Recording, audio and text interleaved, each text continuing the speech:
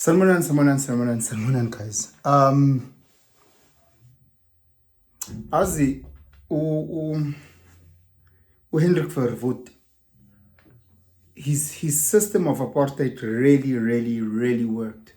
It worked phenomenally well, and the whole concept of good neighborly, it has divided and it has broken South Africans up. And to this day, we are suffering from that system. I was tagged in a tweet where this guy is talking about Makalati. He's talking about Makalati and how so many certain smaller political parties want to exclude themselves from being called black, or they want Western Cape to be its own independent state. And I actually said, okay, you know what? They're commenting about colored people. Let me actually put my little 2 cents. On this. And I know it's going to touch people and it's going to rub people the wrong way. I get it. A bit of background about me. So I guess if I stick to the South African term colored, then my mother is colored. I guess she is of mixed race. My partner is colored. Comes from parents that identify as colored. So I grew up very much exposed to Amakalati. And one of the things that I wanted to say is that my personal experience has nothing but been positive. From playing sports, being in a classroom, it's just been absolutely positive. But I've seen and I've heard a lot of things, and a lot of times the things I hear, the things I've seen outside is the racism that colored people have. It's this thing where some of them believe that they are better than black people. You sit in spaces and colored people like, oh, why do you black people get all the jobs and we don't? And like, what? You do know that the biggest demographic of unemployment is black people. You understand that, right? The biggest demographic of being incarcerated and being in prison is black people. You understand that? However, they feel like they are the ones that are being done by. And guys, so let me go back to Verwoerd. So Verwoerd is known as the father of apartheid, the architecture. So for 50 years, from 1948 to 1994, we lived in a system of apartheid. And people just look at it as whites hating blacks. No. This was an ideology that was created. Verwoerd studied sociology, that is the study of people in groups. He studied psychology and he studied philosophy. He got his master's at Stellenbosch and he went overseas to Oxford University to do his PhD, and then he did his postdoctorate studies in Germany. This guy moved to Germany in the early 1920s. Think about what was happening at that time. Think about the Nazi ideology that he was getting from these German universities. This guy was studying what the Nazis were doing.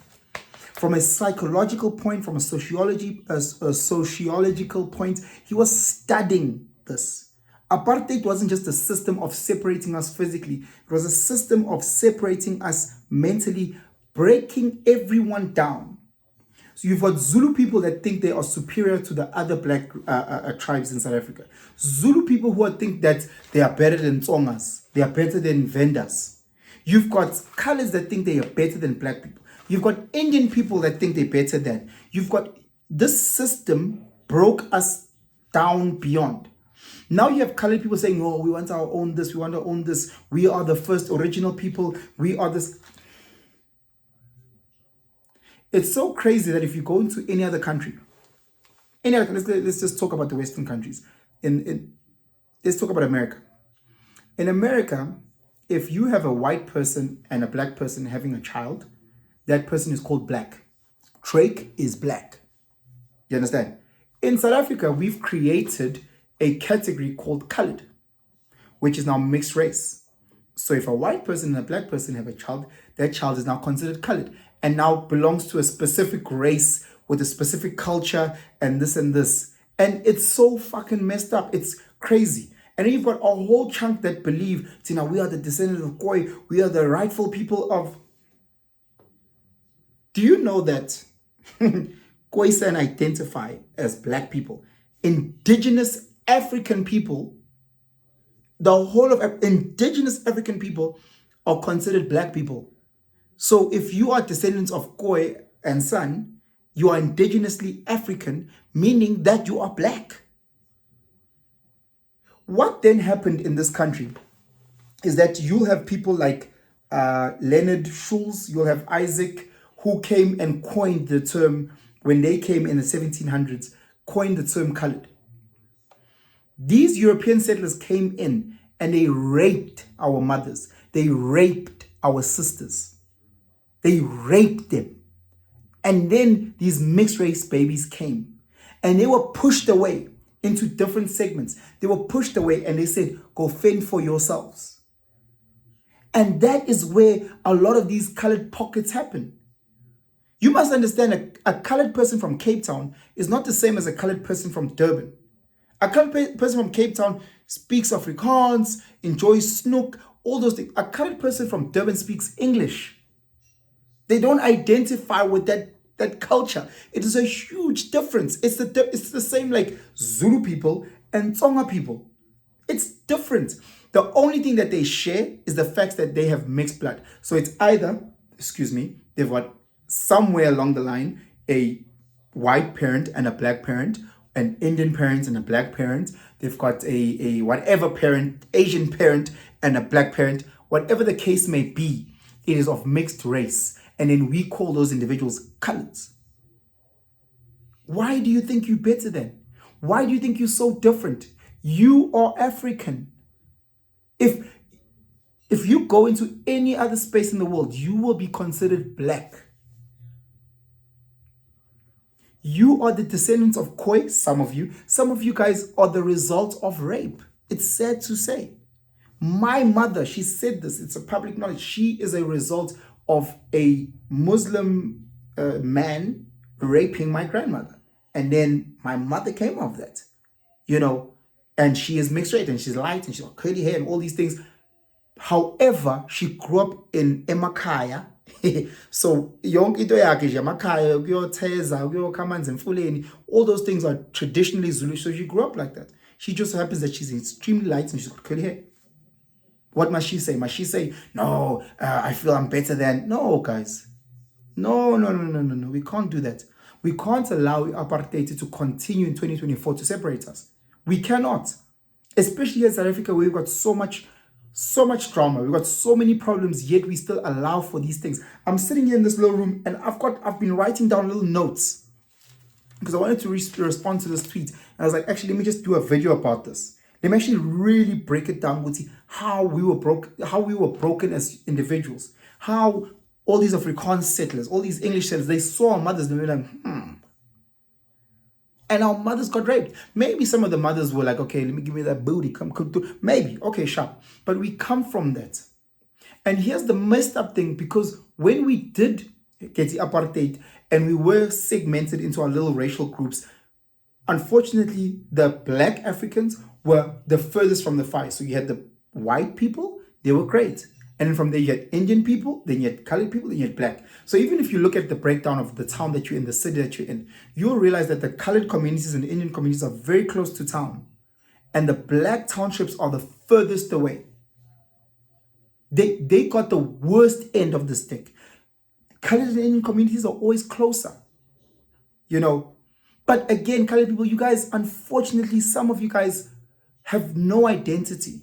That's why some of these colored people have months as a surname. Banbani January, Banbani April. They just thumbsuck the surname because the white farmer who raped your grandmother, who raped your mother, they didn't give you their name. They didn't. They why?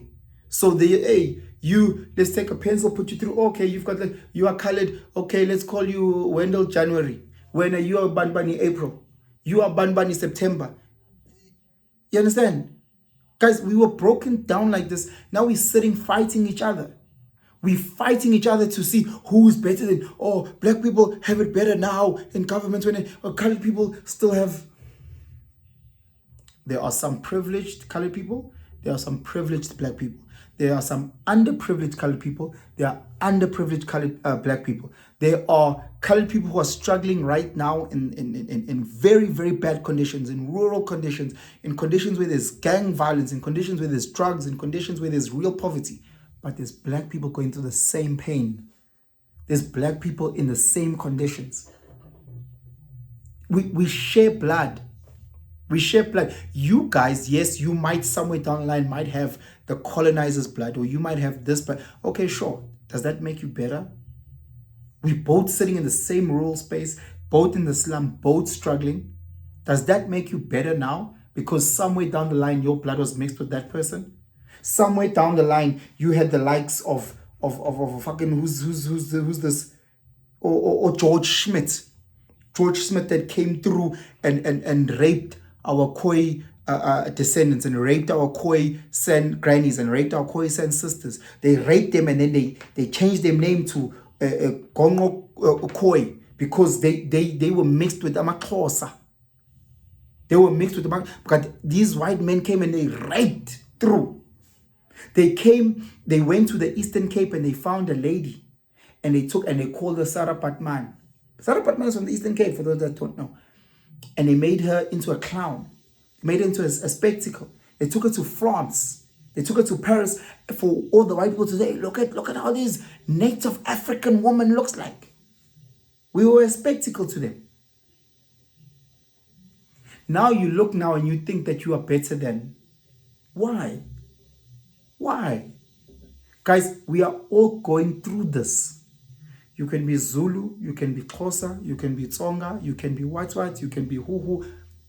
In this country, we are being divided in 2024 based on socioeconomic classes. We are using race, we are using language, but that's not it. We all poor, we all struggling, we all going through it. Some are privileged, I'm privileged, some are struggling. I get it.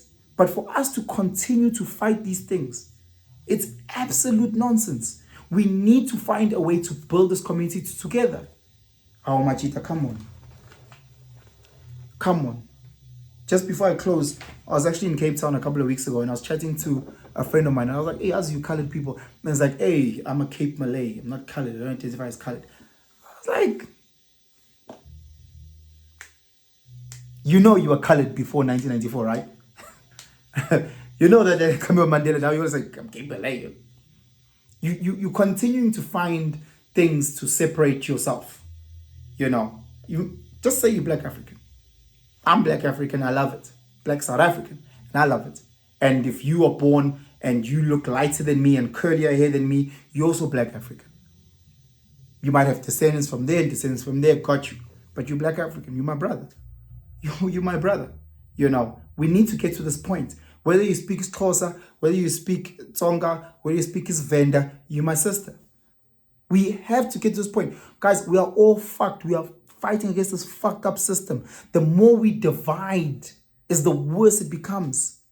We cannot. Hey. Sengiphuzela ngoba phela nizongifrustrate.